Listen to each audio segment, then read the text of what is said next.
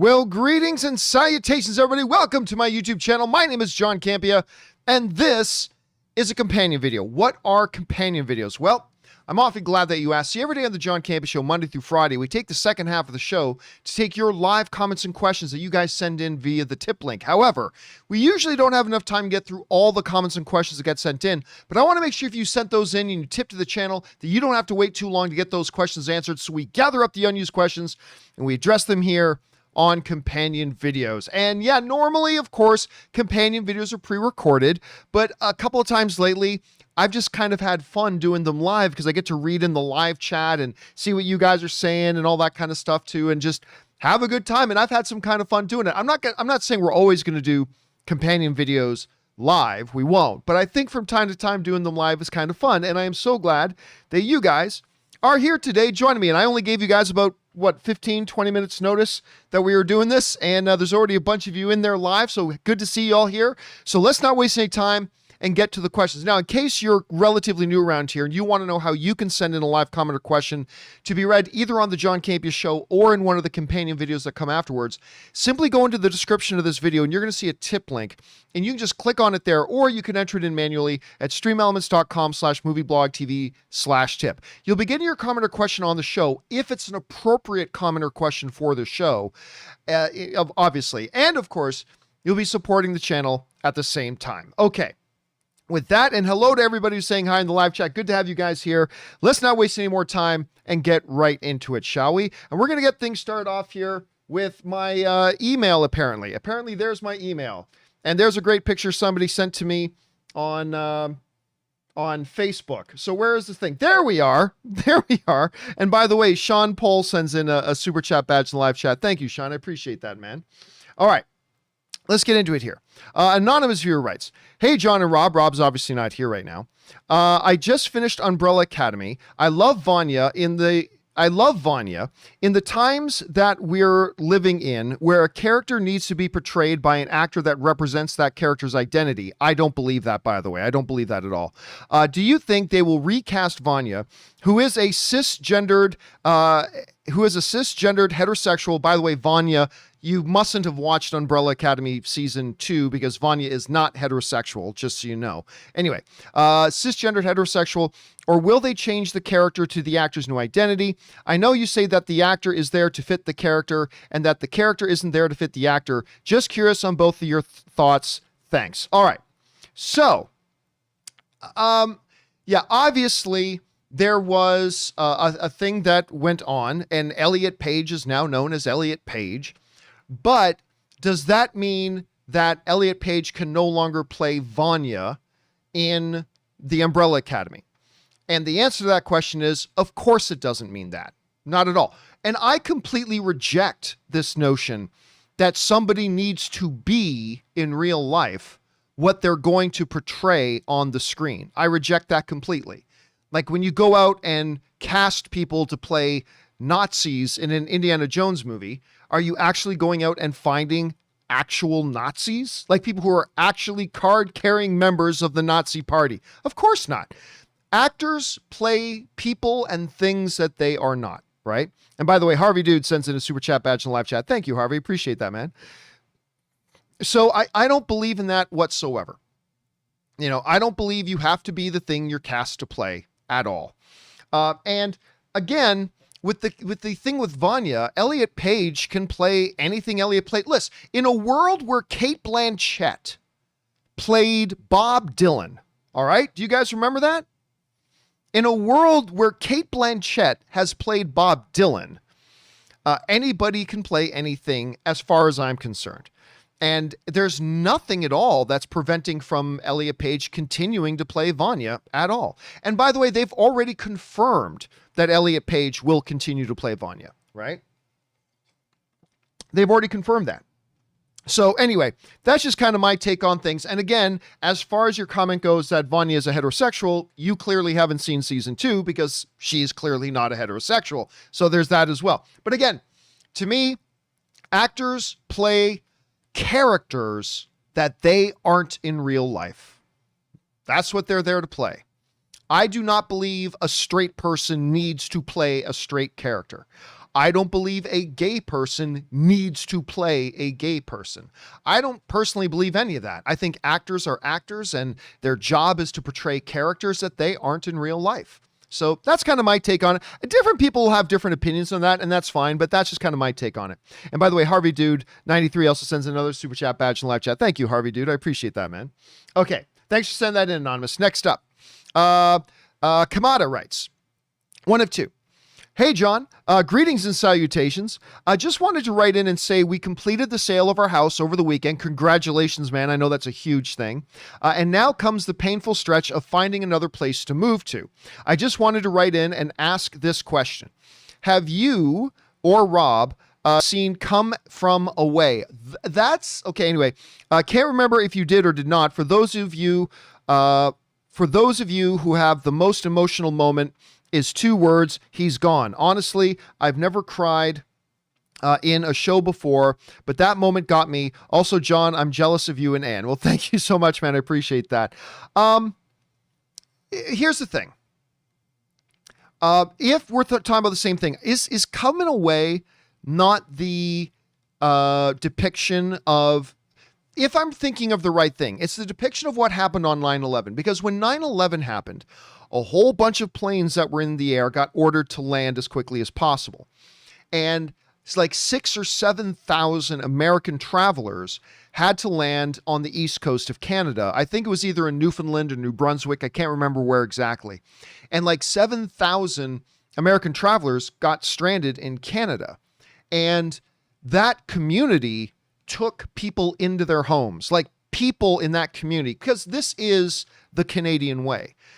The people who lived in those cities would basically adopt American families so they could come and stay in their homes while they were stranded, being away from home, because obviously there were no planes going in the air at that time. And yeah, it's like, honestly, it's one of the most beautiful things. It's one of the, to me, defining moments of what it is to be Canadian. Like, people, you guys see me all the time. I've got my Canadian flag. I'm always wearing my Canadian gear, all that kind of stuff. I am extremely proud to be Canadian. I think Canadians are the greatest people in the world. I mean, I know everybody thinks their nationality are the greatest people in the world. I know we all think that. I think that too. I'm just like everybody else. I think that too. But it truly was a moment where, in the midst of this horrible, horrible tragedy that was going on around us, that I was incredibly proud. You know, a lot of people, they're proud when their country does this amazing thing. Canadians, we take our pride in being good neighbors to each other, you know, that sort of thing. And that's why it wasn't when Canada won the World Cup or anything like that. To me, it was that moment in the midst of tragedy that Canadian people really stepped up to help their neighbors. And I loved that and all that kind of stuff. So anyway, that's just kind of my take. And watch this. I might not even be talking about the right thing, but I think that's the one we're talking about. Anyway, thanks for sending that in, man. All right, next up. Let's see. Oh, there was a part 3 to this. It said 2 of 2. I did not see that there was 3 of 3. Anyway, I'm jealous of you and Anne. Both got to see, that's the wrong thing. Both got to see Hamilton live. Still have my tickets for the Canadian performance that was canceled the moment the pandemic started. Yeah. Can't wait to get back to a live theater performing with my sister who's trying to get into acting herself. Bring on the filthy. Yeah. And, oh my gosh, Jimmy22 is pointing out that, yeah, 9/11 is going to turn 20 this year. That's amazing to think about. Thanks for putting that in there, Jimmy, in the live chat there. Anyway, game actually, yeah, Anne has seen Hamilton thrice. Anne has seen Hamilton 3 times. I went with her once to see it. I loved it. And we do have tickets to see it again in like 4 or 5 months, something like that. You have to get your tickets really far in advance. It is a fantastic live show. My second favorite live show I've ever seen. Les Mis is still my favorite. But if you get a chance to see it, I highly, highly recommend it. All right, next up. We got Hot Rod Todd, who writes, one of two. I watched Raya and the Last Dragon tonight and couldn't help but think, with all of the world building the film did and lands visited, that the story could have gone well past the hour and 57-minute runtime. You could have, but it would have been a bad idea.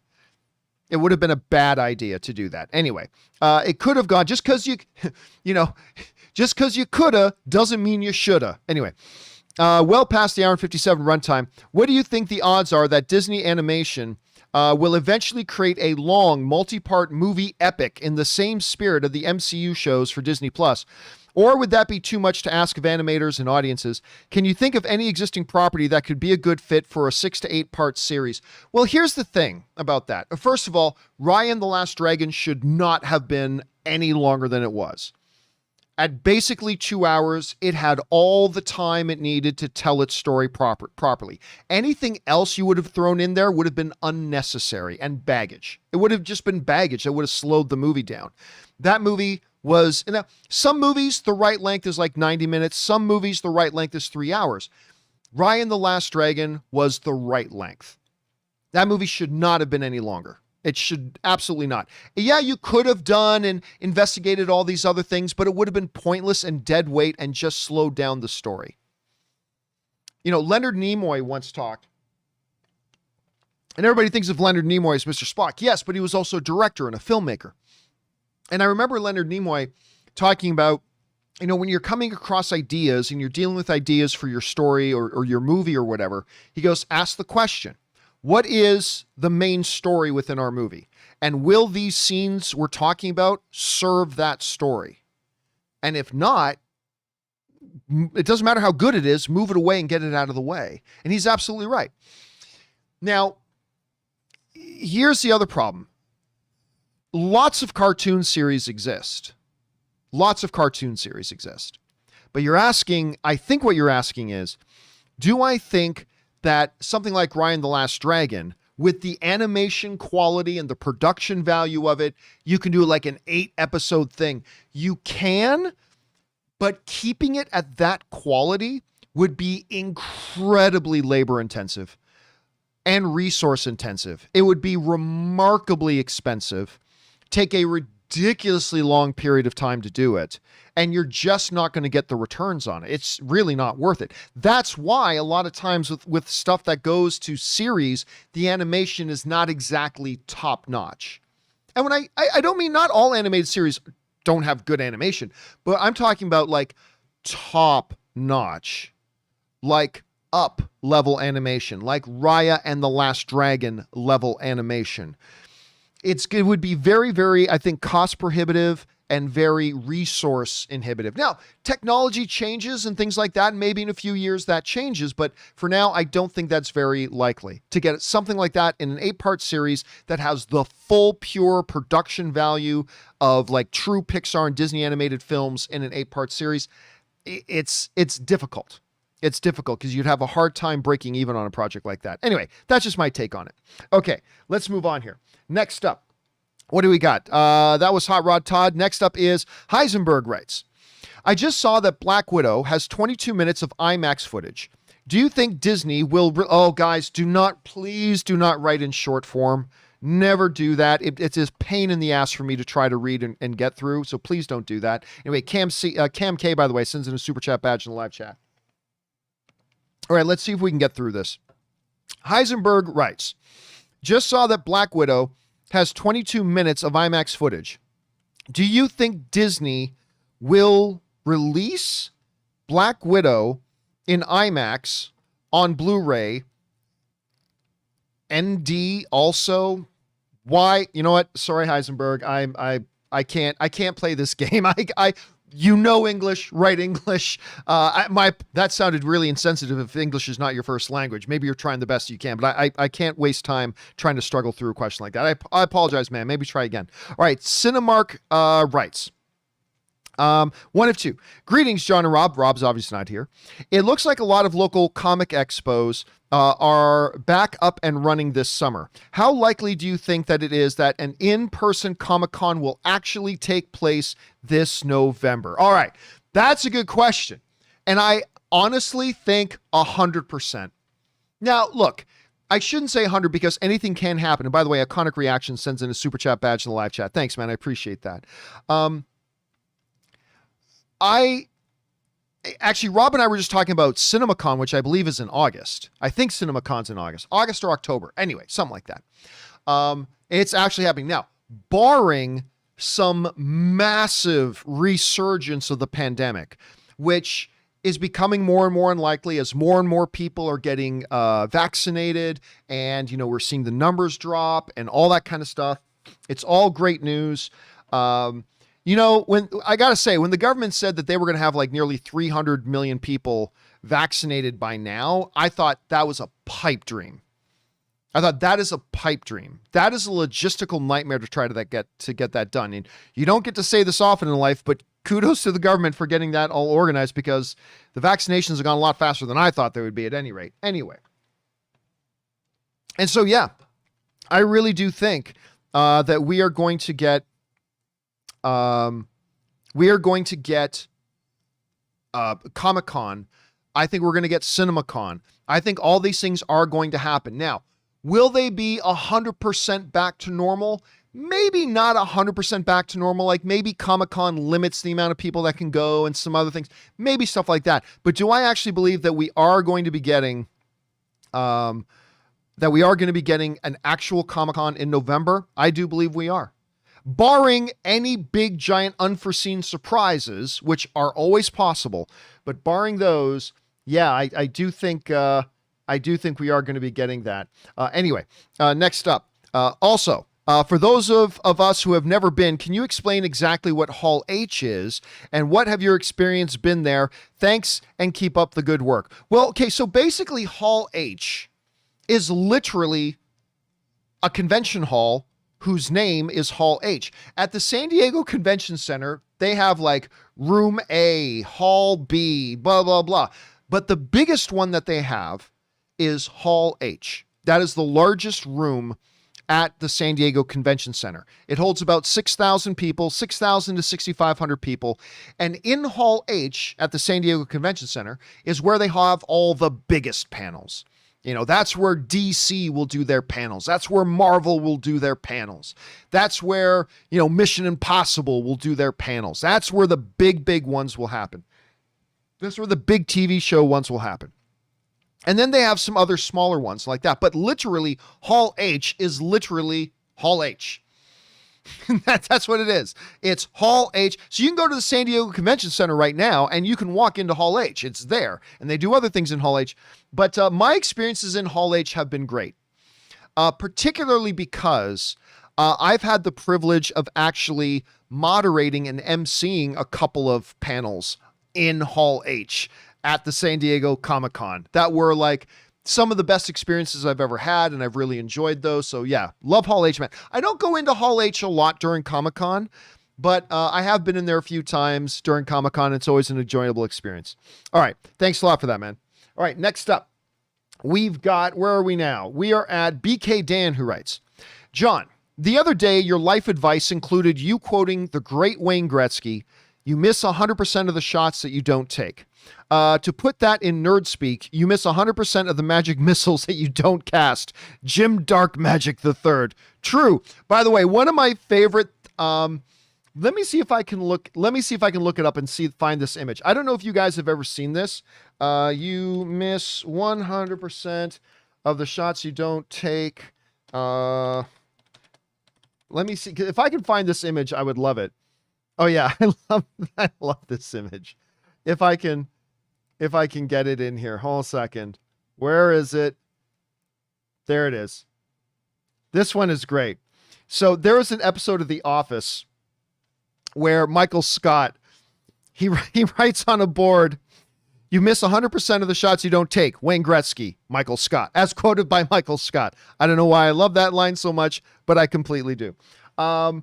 Anyway, yeah, I like your little D&D reference there, though, man. I like the little D&D reference. All right, let's move on here. Next up, Sir Ivan Bennett writes. Let me get the right size here. Sir Ivan Bennett writes, one of two. Hi, guys. You keep complaining that Cruella cost too much. It did. And that nobody wanted to see it. But Maleficent cost about the same amount and made $800 million. Yet it only opened, yeah, but these are two completely different movies. I don't know why you're trying to compare the two. Yet it only opened with about 69 million. I don't think the box office expectations of Cruella were unrealistic. They were absolutely unrealistic. Outside of a global pandemic, I think even without the global pandemic, I think it was completely unreal. Listen, there's a reason why A Quiet Place made more than double in its opening weekend what Cruella did. And they're both in the same situation. And they opened at the same time. So no, you can't just blame the pandemic on the box office results of Cruella when a much smaller budgeted film, a much lesser known IP in A Quiet Place opened at the same time, and it opened with more than double your results. So you can't just blame it on the pandemic. Anyway, Maleficent also got a sequel, so we really shouldn't be surprised about the talk of one for Cruella. People actually like this movie. Stay filthy, guys, and have a great day. Well, that last thing you put there, Sir Ivan, is absolutely true. People like this movie. I like this movie. It is certainly better than Maleficent.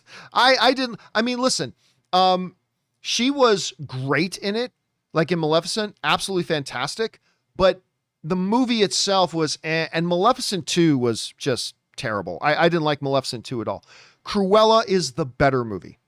It is the better movie, but that does not change anything.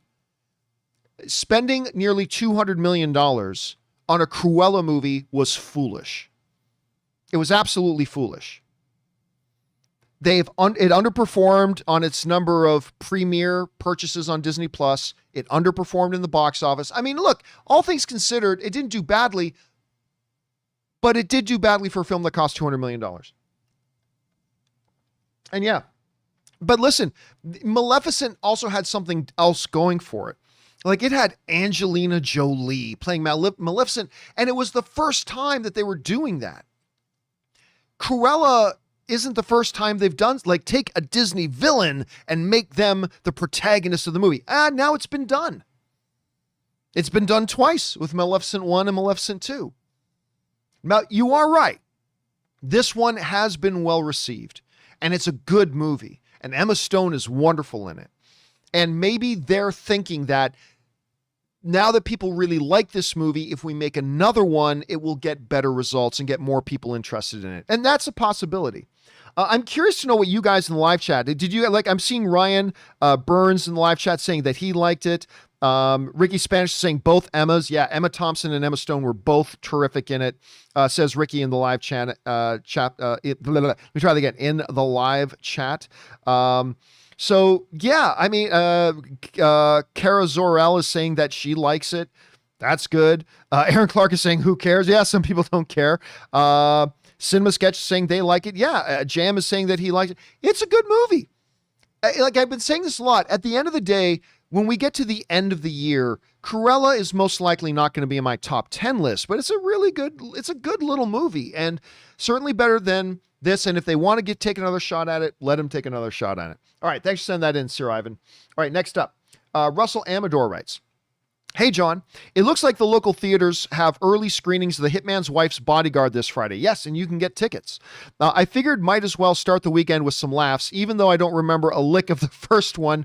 Will you be tuning in? I will not be going to see there. By the way, Jesse Keller sends in a super chat badge in the live chat. Thanks, Jesse. I will not be going to the early preview nights of The Hitman's Wife's Bodyguard. Not because I'm not interested. It's Ryan Reynolds and Samuel L. Jackson. Of course, I'm interested in it, 100%. And I would be going, except this is my anniversary weekend. This upcoming weekend is mine and Ann's anniversary weekend. And I would be a fool to say, no, honey, have to cancel our plans because I want to go see Hitman's Wife's Bodyguard. Ann and I are going to be going to Anaheim for the weekend. We've got a hotel. We booked one of the Disneyland resort hotels. We're going to spend some time in Disneyland. We're going to watch the UFC Saturday night with a good meal at a place that we booked some spots for. Very excited about this weekend. Anniversary weekend. Can't be watching Hitman's Wife's Bodyguard, even though I am very interested in the movie and I want to see it. So good on you, Russell, for getting those early screening tickets. I hope you like it. I hope I like it. I hope we all enjoy it. And I liked the first one. I didn't love the first Hitman's Bodyguard, but I thought it was funny. I thought it was good. Let's see if the second one can follow that up. And thank you to all you guys in the live chats for sending in the anniversary good wishes. Thank you, man. I appreciate that. Okay. Let's see. Next up, we've got Wyatt Bender, who tipped in like $20. Thank you, Wyatt, for supporting our channel on that level, man. Hey, John.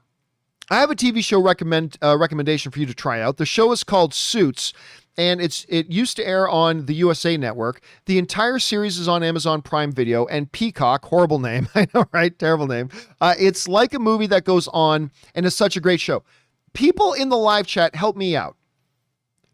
Is Suits not the name of the show that, what's her name, Princess Girl, used to be on? I can't remember the name of the princess. Well, no longer a princess. She's not a princess anymore. But what was her name? I can't remember her name. But yeah, but I've got Shifty is saying yes. It is, okay. Yeah, because I remember she was in Meghan Markle. Thank you. Meghan Markle. Duchess Meghan, Maxie S corrects me. Duchess Meghan, who I guess is no longer Duchess Meghan. Anyway, I remember she was in a show. I've seen a little bit of it. Never a full episode. I've seen a little bit of Suits. I remember thinking, well, this looks pretty good, but I just never got around to watching. You know what? I think I will watch that sometime. Because I've heard good things. The little bits that I've seen of it here and there have looked interesting. And, you know, I'm a sucker. You know, I've got a little bit of a law background, so I'm kind of a sucker for, you know, legal sort of shows and things like that. So, yeah, I may have to check that out. Ricky Spanish is saying in the live chat that Suits is pretty decent. So, all right, I will have to give it a shot. Thanks for sending that in, man. All right, next up, we've got White Bender also writes in. Hey, John, I've been writing a script ever since I graduated high school back in 2014. 7 years later, and I still haven't finished it. Okay, well, I got some thoughts about that. It's a modern Western mixed with a bit of Tarantino-type dialogue and Punisher action. Would you see a film like this? Well, okay, let's be honest for a second. I'm just going to be honest with you, okay? So many people say, I have Tarantino-like dialogue, or I have Punisher-like action. That's easy to say. Everybody thinks they do, right? And maybe you do. And if you do, bully for you. That's awesome. But everybody says that. I am interested in any kind of movie if it's good, right? I mean, there's very little that I'm just initially not interested in. I'll even, other than country music, I'll listen to any kind of music if it's excellent of that. Like, I'll listen to, I don't know, I'll listen to Rob Zombie, and then on the very next track, I'll listen to Andrea Bocelli. I mean, in the same breath. I'll listen to some Aretha Franklin, and then I'll listen to some Metallica, right? I'm into anything if it's good. If it's good. So I can't sit here and say, oh yeah, I would watch your movie. I can't say that because I don't know if your script's any good or not. But let's go back to your whole process of writing a script. First of all, good on you for doing it because everybody talks about wanting to write a script but never actually gets off their ass to do it, right? Nobody ever gets off their ass to do it. So that's good on you. I would say this. There's something that some people, there's a phrase that some people use called peak decline. Okay. It's when you work on something for so much, you're actually cross a threshold where now you're just making it worse. Right? I've heard mechanics use this thing a lot who work on cars. Like, you work on a car for so long, you got to know when to stop. Because you can keep tinkering and keep tinkering and keep tinkering, but what you're actually now doing is you're on the decline from the peak. You hit the peak and now you're on the decline. And by continuing tinkering, you're just actually now kind of making it worse than it was. And this is a struggle for writers and creators and filmmakers and stuff like that. You've got to know when to say, I'm done. Because, you know, George Lucas has said, like, a movie's never really 100% done, but you got to know when for you it's done, right? Like, wrap up that story, wrap it up, and then move on to another project. And you know, if you can do something with the script that you wrote, great, but just working on it nonstop. Now, of course, some people are going to be able to point out exceptions to that. Well, John, don't you know that the great classic such and such, the guy was writing the script for 21 years? Yeah. There are exceptions, but you've got to recognize those are exceptions. That means the vast majority don't work like that. So yes, absolutely, there are exceptions, but you've got to know when to stop. You've got to be able to sit back and get some perspective and say, this is as good as it's going to get. And I can keep tinkering with it, and I can keep tinkering, and I can keep tinkering, but I'm just going to accomplish peak decline. If I do, at some point, I've got to, or I would say this, put it down for 6 months. Put it down for 6 months, then come back to it 6 months later with like fresh eyes, give it a read over, and then see where you're at. But the idea of just working on it more and more and more, what I'm worried about here, Wyatt, because you're doing what most people don't have the initiative to do. You're actually writing the script, and that's huge. That puts you in the 1%. That puts you in the 1% already. But what I become afraid of is when people like you who take that initiative, if you just focus on for too long, I'm afraid of you getting burned out on it. I'm afraid of you getting discouraged, and I'm afraid of you losing your passion for creating and writing. So you got to be careful of that too. So that's my encouragement to you. But good on you, man, for writing. But wrap that thing up, man. Bring it home. Bring it home. All right. Next up, we've got BK Dan, who writes, John, did some research that the Chinese government allows as many as 41. They have at one point, but they don't do that every year. But anyway, allows as many as 41 imported films each year, according to a main source. That source was articles I found on LA Times website. They have done up to that much, but that's not the normal number. But here's the thing, even with that huge number, 41, that represents what, 25% of the major Hollywood films produced every year? Maybe a quarter, which still means that the vast majority of the Hollywood films that get produced every year will not play in China. The vast majority of films that get produced in Hollywood will not play in China. Now, obviously what Hollywood would like to see is to China expand that number of films that they allow in there, because they are the second biggest movie market in the world, other than the US. So they'd love to see that. But you know, if a movie doesn't play there, it doesn't play there. Lots of movies don't play in China. Most movies don't play in China. So is it good to play in China? Absolutely. Is it life or death that you play in China? No, because most movies don't anyway. So good if you can get it, not the end of the world if you can't. Anyway, thanks for that info, BK. Appreciate that, man. All right, next up. Ryan G writes, John, you spoiled Entourage for me. The 17-year-old show? That show? I spoiled that 17-year-old show for you? Anyway. Hi, John. You spoiled Entourage for me, but I'm going to keep watching it. When you spoil something, you should put your hand up when you spoil something or say, I'm going to spoil something for you. And then turn off your sound. Okay, John? No. I'm sorry, Ryan, but no. Now, look. The issue of spoilers has been a big one for me going all the way back to the movie blog days. Like I remember all the way back in the movie blog days, I did this big editorial video that I worked for like 2 weeks on. It's called, what are spoilers? What is even a spoiler? But I have over the years kind of customed what my personal rules for spoilers are. For a regular movie that plays theatrically and everything, my rule is this. We cannot openly talk spoilers until a movie has finished its theatrical run and then been available on home video for at least a couple of weeks. Because in my opinion, and I'm just saying this is my opinion, in my opinion, if a movie has played in theaters and has completed its full theatrical run and then come out on home video, be it streaming, Blu-ray, whatever, and been available on home video for weeks.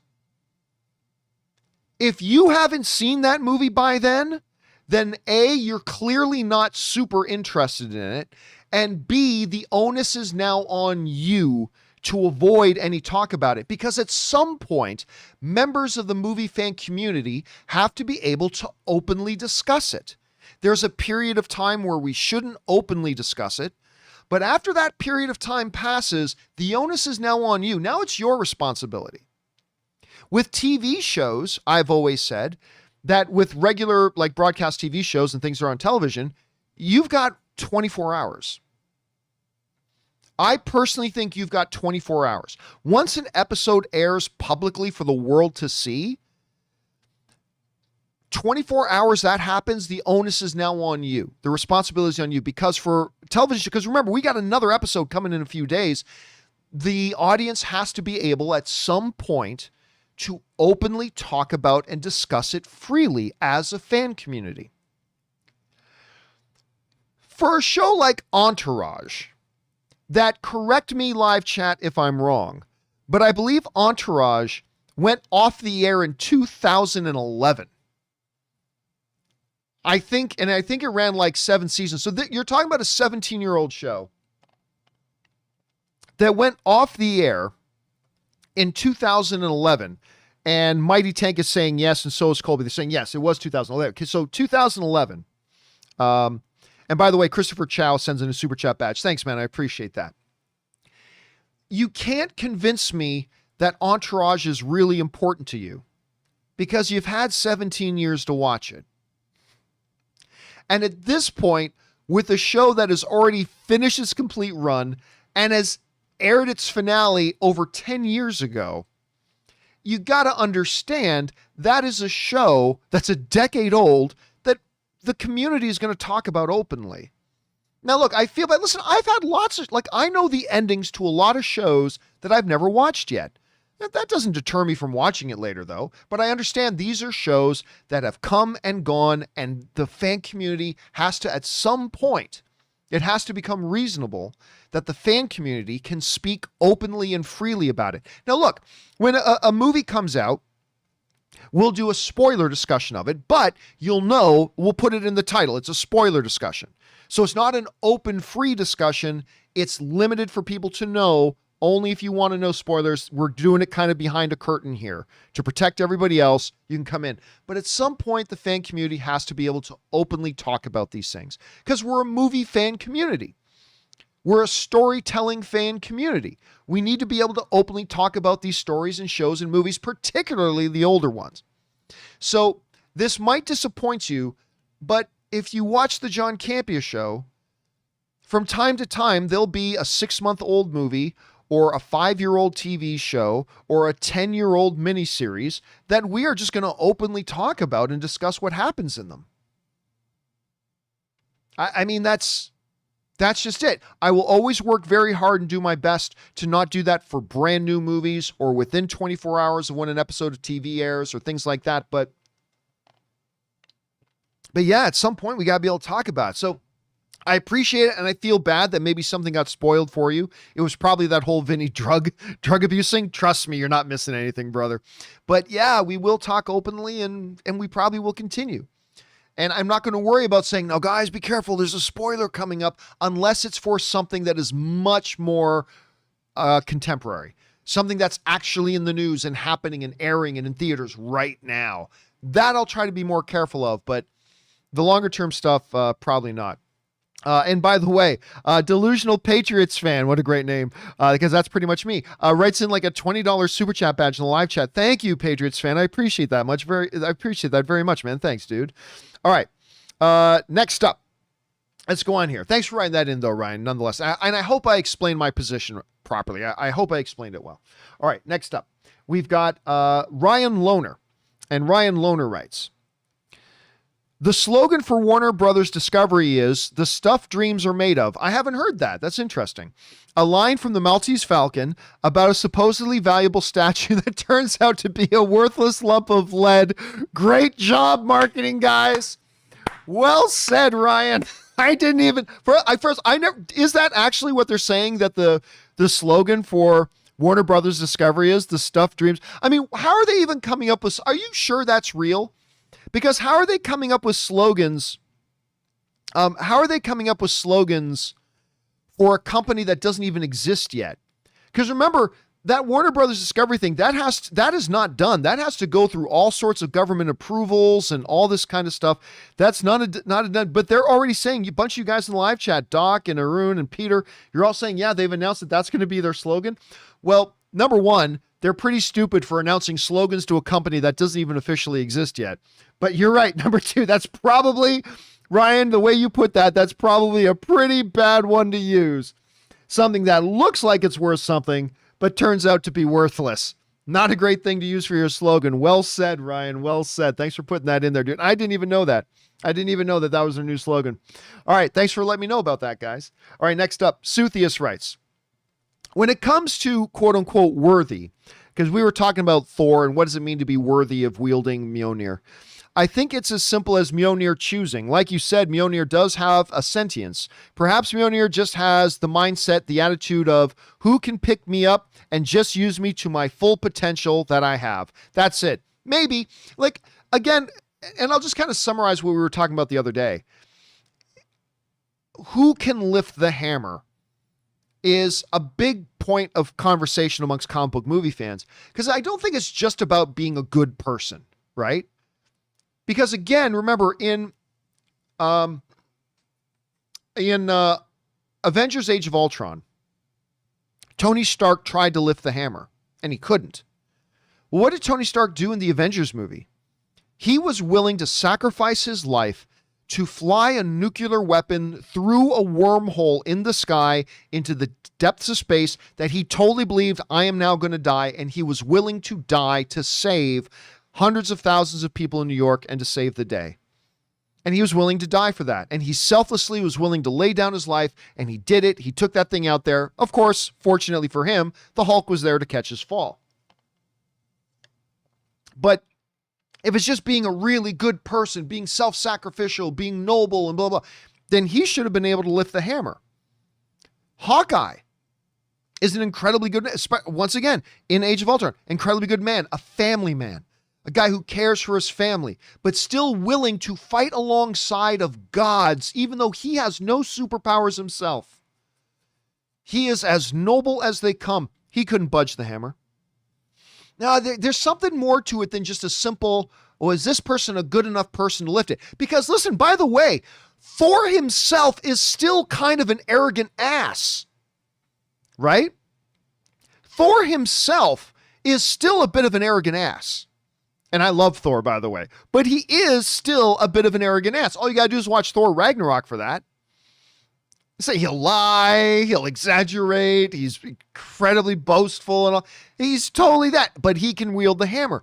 So I think we've always, myself included, I think we've always oversimplified what did the All-Father Odin mean when he said, be they worthy will possess the power of Thor. What did that mean? I think it meant a lot more than what we are just thinking, oh, if you're worthy, if you're just a really good person. Yeah, I think it was more than that.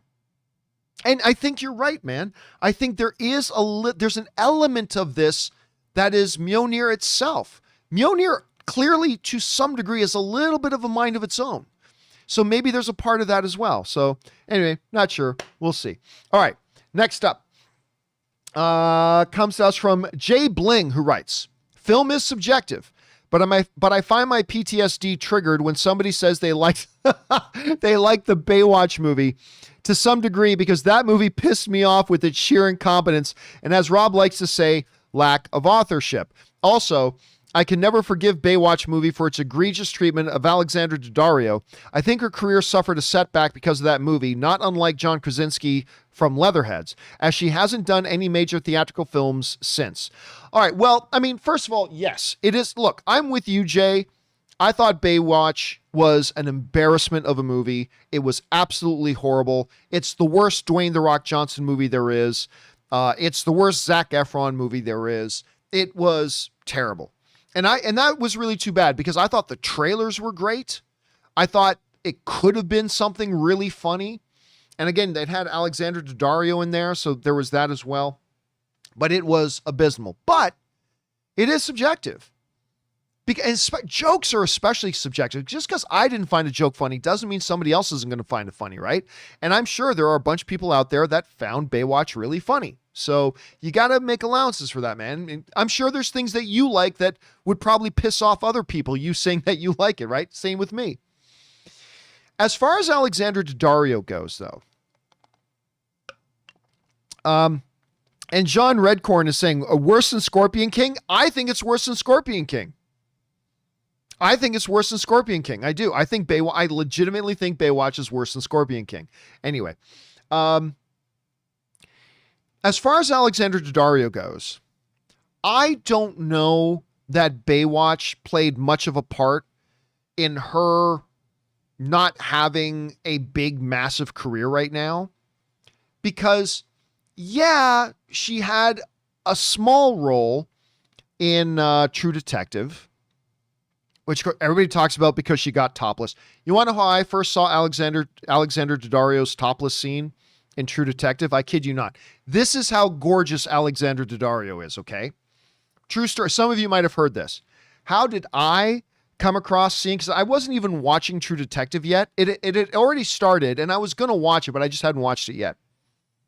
The way I first saw Alexander Daddario's topless scene in that was my wife.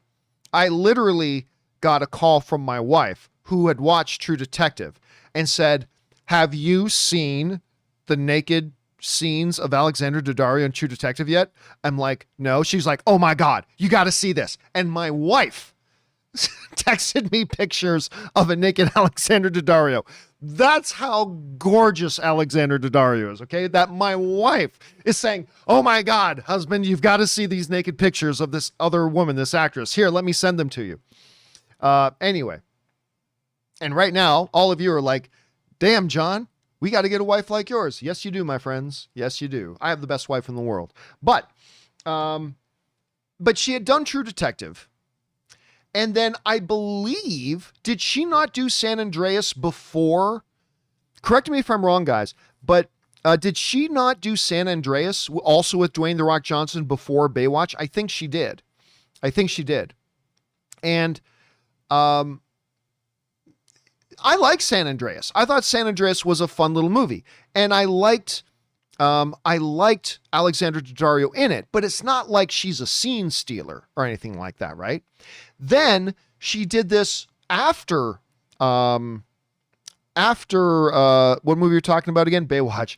After Baywatch, she had this starring vehicle where she was like the lead in this movie called this rom-com, The Layover, with, I believe, one of the guys from Game of Thrones.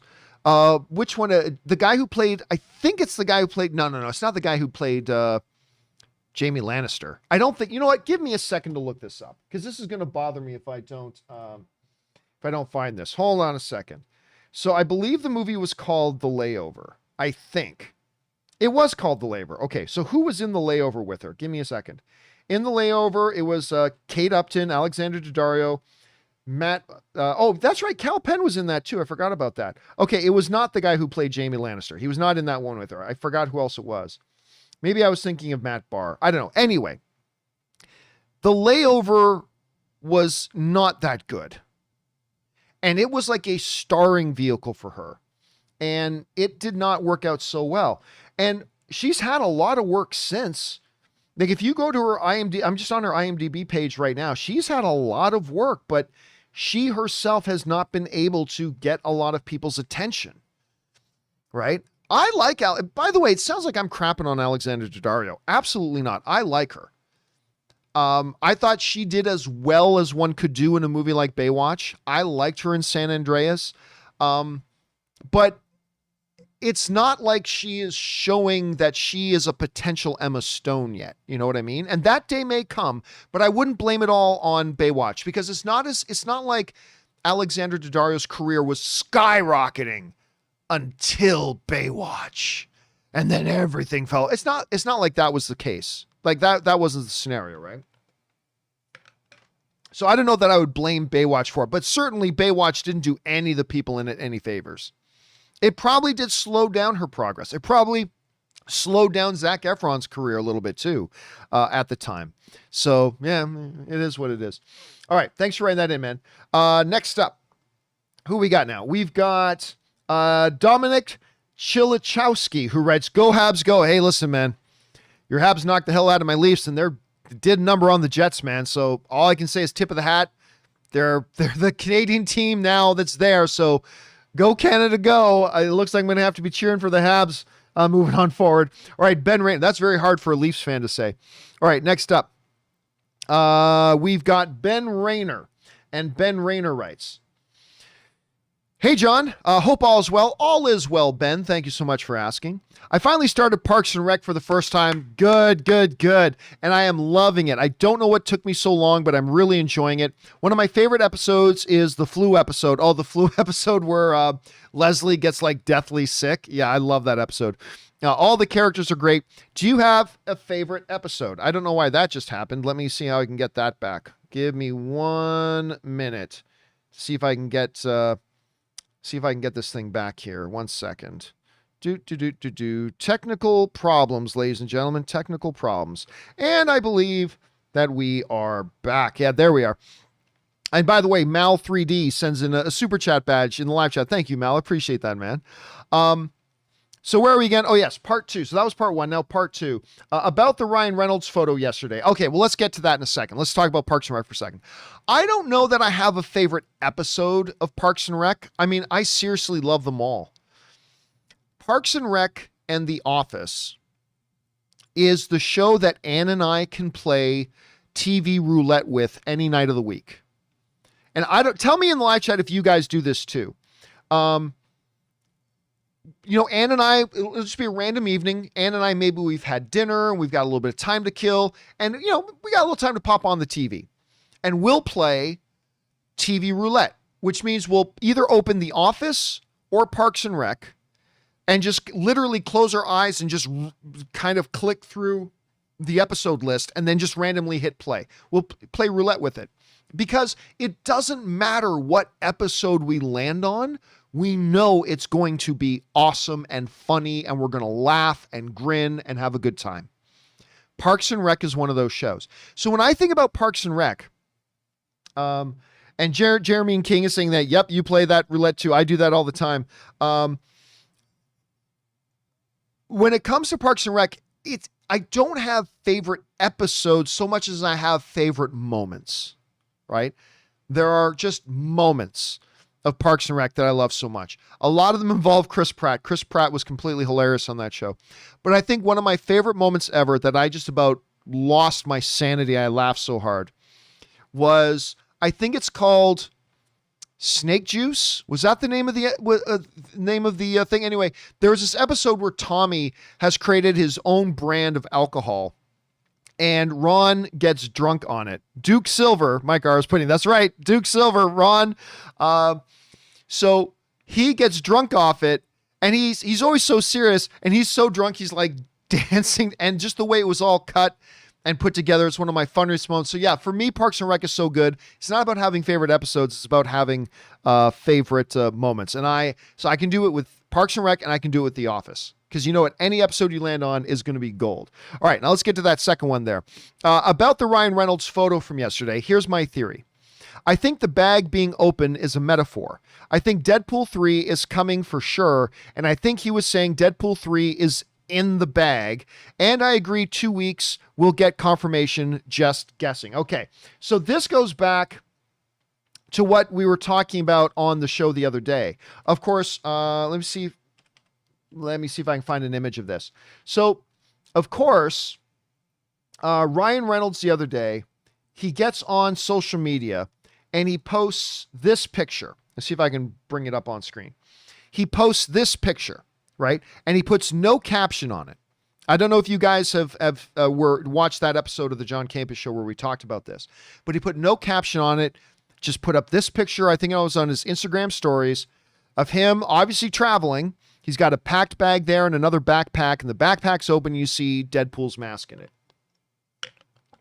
Now, there are different approaches you can take to trying to interpret what is being said. So Ben has a theory here that what Ryan Reynolds is saying is that Deadpool 3 is in the bag. Maybe.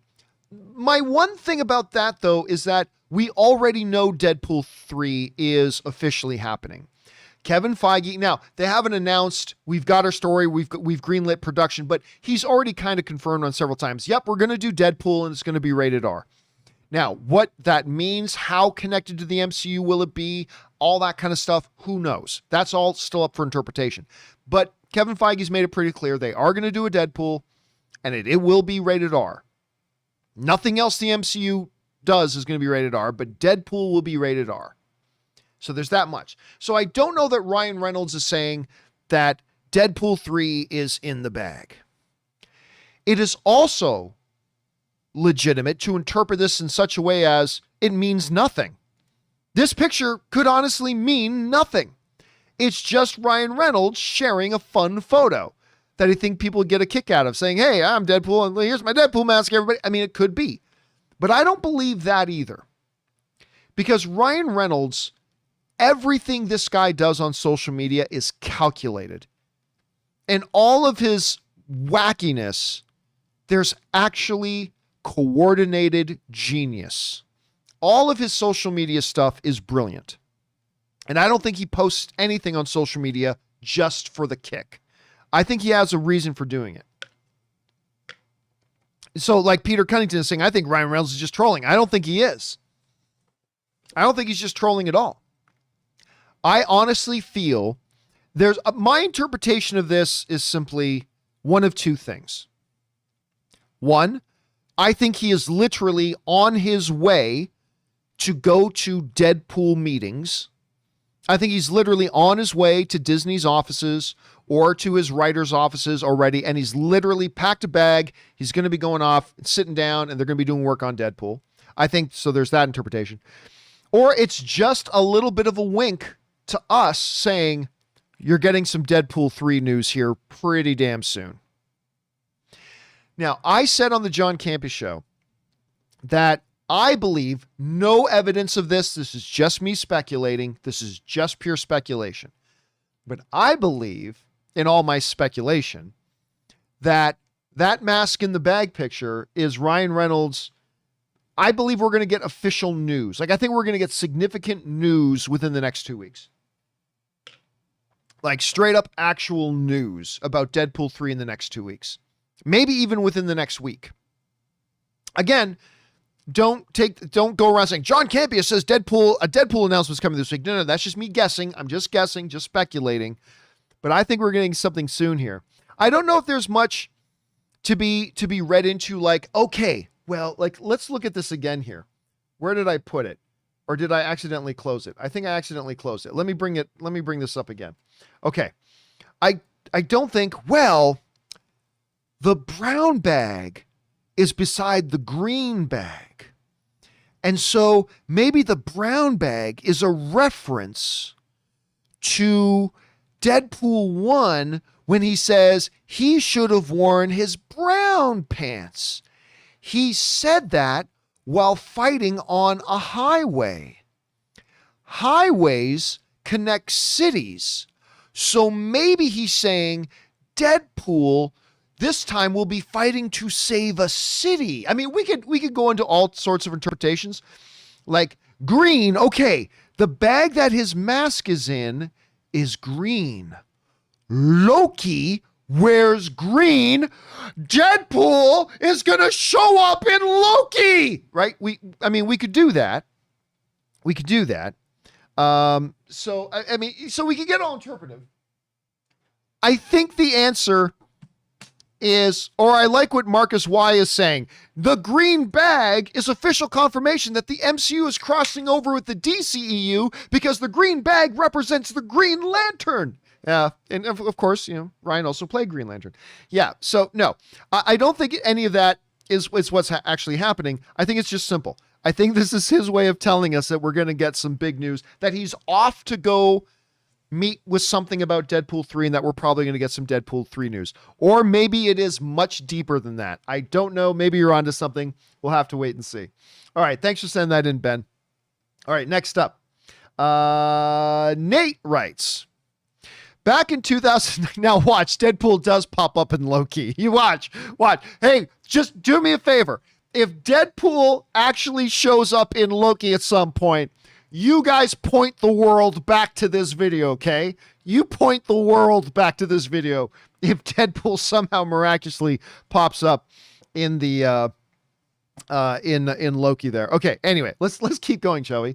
Nate writes, back in 2019, you were talking positively about the Downton Abbey TV show, which resulted in me checking it out. So here are my thoughts. Seasons 1 through 3 are the best, while seasons 4 through 6 are still pretty good. I'm now looking forward to their second movie. Listen, I am not, obviously, I'm not the target audience for Downton Abbey.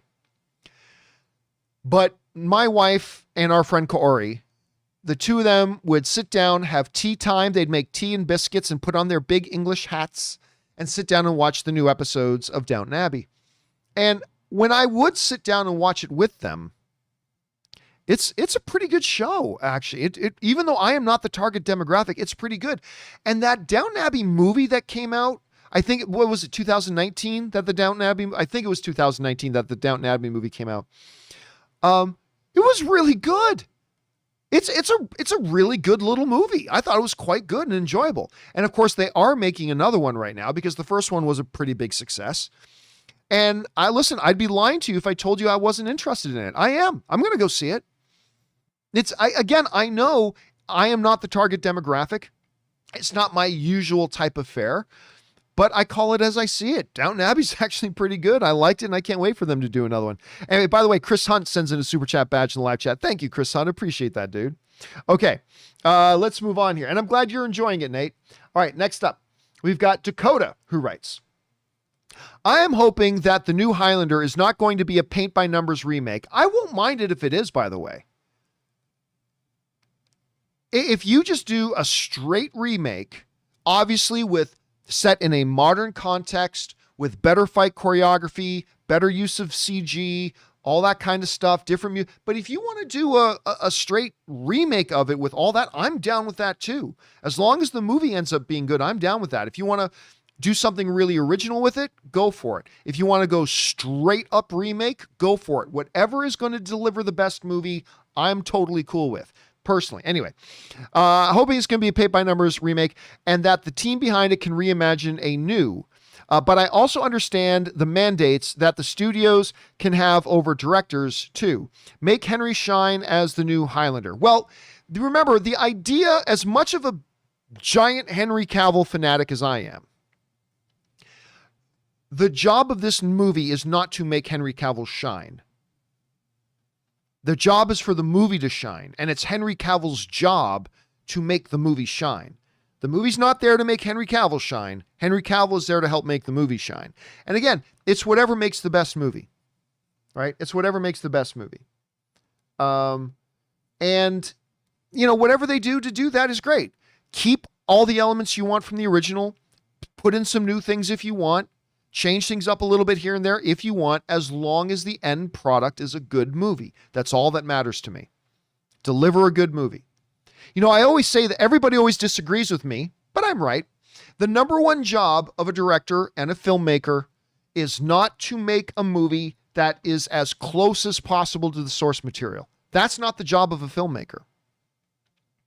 Whether the source material is a comic book, a novel, an old TV show, or a previous movie, the number one job of the filmmaker is not to be as true to the source material as possible. It's not. The number one job of the filmmaker is to make the best movie possible. And sometimes making the best movie possible means really deviating from the source material. And sometimes making the best movie possible means sticking more closely to the source material. But there is a misnomer out there, this misconception and this totally erroneous thinking that sticking to the source material is what's best. No, it's not. Sometimes it might be, sometimes it's not. And so, yeah, whatever they decide to do with Highlander, I'm cool with. As long as their goal is to make the best movie possible, show me what you got, and that I'll be happy. I'll be happy. All right, next up. Let's see. Ben Raynor writes, Hey, John, just watching your companion video, and I agree with you over voiceover actors and celebs. My question, could we blame Robin Williams? Because I think he was the first celeb voice with the genie. He killed it, and after that, they started getting celeb voices. Here's the thing, Ben, I don't know if that's true. I don't know if Robin Williams was the first guy, the first big name to do the voice in an anime thing. I don't know that that's necessarily true. Where all this is coming from, it stems from a discussion that we were having about how I don't care about getting named celebrity actors to do the voices in animation. I would prefer to go out and get trained voice actors where all they do is practice, study, and perfect just the gift of voice acting and get those actors in to do the voices in movies. I think you'll end up with better performances. Instead of just going out and grabbing a random recognizable name star just so their voice can be in a movie. Go get a trained voice actor to do it. But that being said, there's no denying that there's the odd character in time where a particular celebrity really was able to bring the life into a character. Can any of us imagine the genie not being voiced by Robin Williams? Of course not. Another one that's right up there with that is Mike Myers as Shrek. Can anybody imagine somebody other than Mike Myers doing the voice of Shrek? I mean, because those actors literally define those characters. They define those characters. But here's a good example. Let me bring this up for a second. Where are we at here? Let's take a movie like Kung Fu Panda, right? Kung Fu Panda. Because that movie, now let's not even talk about Jack Black. Forget Jack Black as Poe. Dustin Hoffman as Shifu. That didn't need to be Dustin Hoffman. There's no reason the voice of that character had to be Dustin Hoffman. Tigress was voiced by Angelina Jolie. I love Angelina Jolie, but there is no reason in the world why that had to be Angelina Jolie. Ian McShane as Tao Long. I love Ian McShane. Deadwood and all that, but there was no reason he had to be that. Jackie Chan doing the voice of Monkey, it didn't need to be Jackie Chan, but there's something very poetic about that, right? One of the biggest live action Kung Fu stars being one of the voices in a Kung Fu animated movie. There's something poetic and appropriate about that, so I'll give it Jackie Chan. Seth Rogen is the voice of Mantis. That did not need to be Seth Rogen. Good Canadian Kid. I love Seth Rogen. That didn't need to be Seth Rogen. Lucy Liu. I love Lucy Liu. But did she need to be the voice of Viper? No. So these were all roles that probably would have come across even better had they actually gone out and got properly trained, true voice actors. That's all they do. But again, it would be foolish to deny that there are some times that a famous actor has been able to really infuse life in all those characters. Again, the two best examples of that are Genie and I think of Mike Myers as Shrek. And there are some others. But the reality is the movies put in these names. Angelina Jolie as the voice of Tigress. They only did that for the marketing. They just did it for the marketing. And I get it, but I'd like to see more voice performers, actual voice actors. And I'm not just saying that because I like Chris Carr, but I really do think they should focus on that more. That's just my opinion at any rate. Okay, thanks for that, Ben. Next up, an anonymous viewer writes, the first two Conjuring movies fall into the Lord of the Rings level of greatness. Okay, I'm sorry. I'm sorry. Wait. What?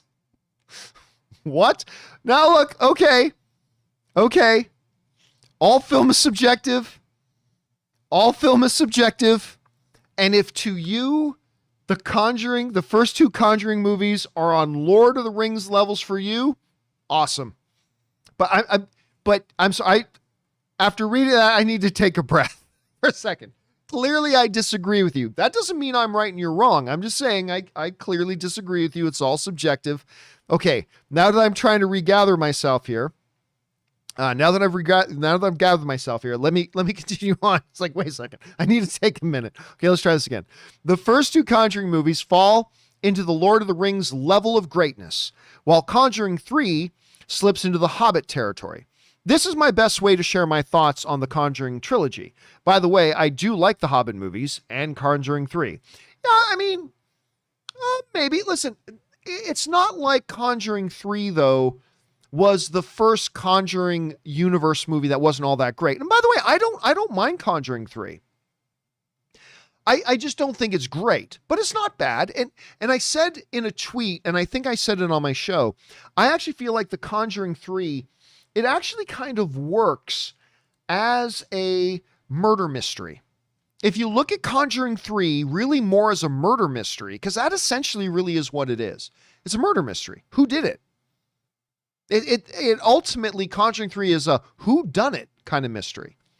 It just didn't work as a horror movie. But look, it's not the worst of the Conjuring movie universe films. right? The first Annabelle movie was terrible. I really liked the second one, but the first one was terrible. The Nun really wasn't any good. I'm going to sneeze. Pardon me. All right. Yeah. Where was it? Oh, yes. The Nun was terrible. Conjuring 3 is better than The Nun. But if we're talking about the Conjuring Prime movies, yeah, I think it's probably the weakest of the three. But again, you have to forgive me if I almost choke on my spit a little bit when I see you say the first two Conjuring movies fall into the Lord of the Rings level of greatness. Listen, though, I want to be careful. Like, I'm shocked to see that, but I ain't mocking you. We all love the movies we love. Hell, I love Armageddon. And everybody laughs at me for liking Armageddon. And if you like the first two Conjuring movies as much as The Lord of the Rings, then bless your heart, sir. Good on you. I wish I liked them that much. So again, all film is subjective. Thanks for sending that in, man. All right, next up. Let's see here. Anonymous writer also writes, Ming-Na Wen, who is fantastic, recently posted on Twitter the wrap gift she got for the crew of the Book of Boba Fett. That's right, because the first season is wrapped up shooting now. With the gift, Ming left a card that thanks the crew for the Book of Boba Fett Season 1. Do you think this confirms that if the show is successful, there will be a Season 2? Well, here's the thing. That's almost a little bit like a trick question, right? Does anybody on this world believe that the Book of Boba Fett won't be successful? Man, I wonder if anybody out there is going to watch the Book of Boba Fett, right? Come on, we all know. Now, we don't know if it's going to be good, but we know a lot of people are going to tune in to watch the Book of Boba Fett. A lot of people are going to tune in to watch the Book of Boba Fett. So it's going to be massively popular. The question will become, is it any good? Right now, and it's impossible to say for sure until we see it, but the reality is I would be shocked if they're not already planning for a Book of Boba Fett Season 2. They're probably already, my guess is they're already writing the scripts for it. They might even be making production schedules for it in 2023 or 2022. I think they probably believe in it and they're already doing it. But that's just my guess. We'll have to wait and see how it goes. But absolutely, I believe there will be a Book of Boba Fett Season 2. That's where I'm at right now. All right. One more, guys, and then we got to wrap this thing up here today. Cold Sub-Zero writes, 1 of 2. Hey, John, given the recent talks about the abrupt ending of Kim's Convenience, this got me thinking, which is worse in your opinion? A disappointment, number one, a disappointing subpar ending season to an excellent TV series. However, all questions are answered. 2, an abrupt cold turkey ending to an excellent TV series that didn't disappoint. However, major plot points are not answered and left hanging. Well, I'm actually going to say something that is going to be very unpopular. I really don't care if all questions get answered in a show. Now, there's exceptions, obviously. Like going back to a show that I talk about a lot, like Awake, that got canceled after the first season, and they never even got to the point of addressing what was causing this whole thing in the first place. Because, of course, Awake was about a guy who got into a cop who got into a car accident with his wife and son, and his wife died, but his son lived. But then when he woke up the next morning, he was living in an alternate universe where his son died and his wife lived. And then when he went back to sleep and woke up the next day, he was back in the other one. And he keeps leapfrogging back and forth between these two realities. One where his wife survived, the other where his son survived. And I thought the season was really good.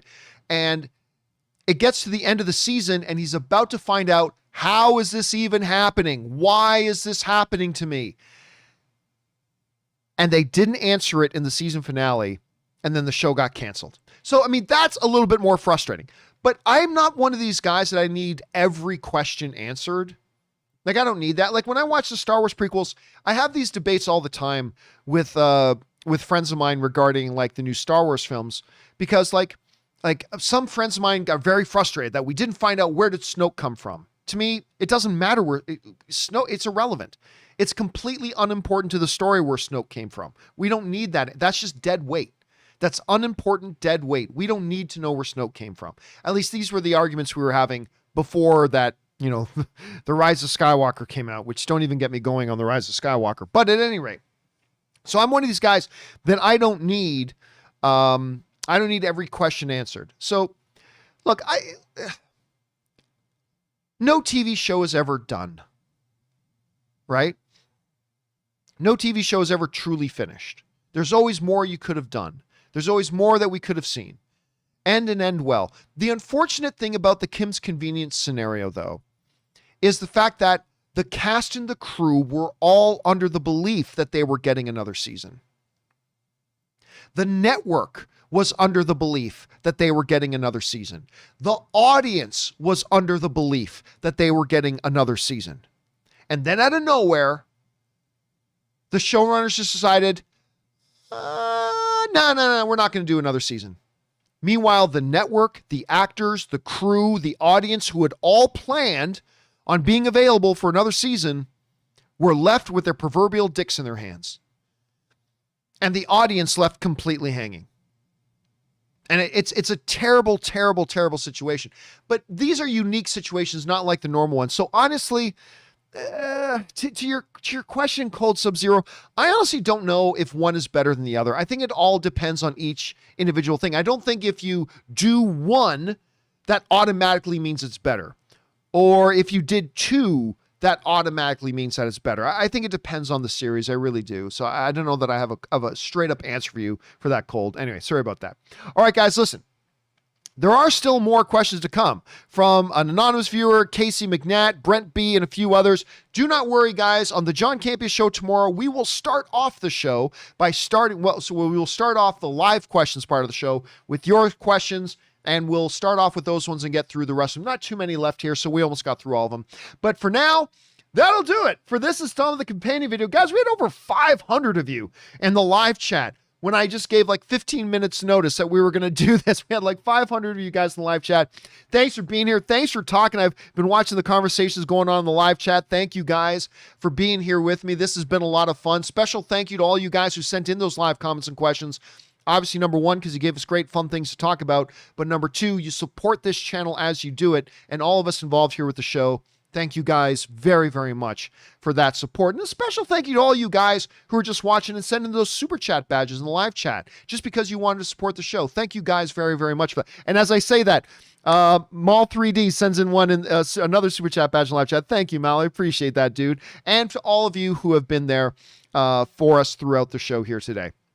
Guys, don't forget to come back tomorrow. Oh, and by the way, guys, don't forget, tomorrow, I believe we're going to do it at 5 p.m. Pacific Standard Time. That's 5 p.m. Los Angeles time. We have our first Loki Episode 1 open spoiler discussion tomorrow. That'll be at 5 p.m. LA time. I have already seen the first couple of episodes of Loki. I cannot wait for you guys to see episode 1 tonight or tomorrow morning, whichever it's going to be. But at 5 p.m. tomorrow, we're going to be doing that. So I hope you guys will come back and join us for that. By the way, right at the end there, Mukbang Reviews sends in a super chat badge as well. Thank you, man. I appreciate that as we're departing here. So guys, that will do it for me. Thanks so much for being here, guys. So appreciated. My name is John Campea, and until next time, my friends, bye-bye.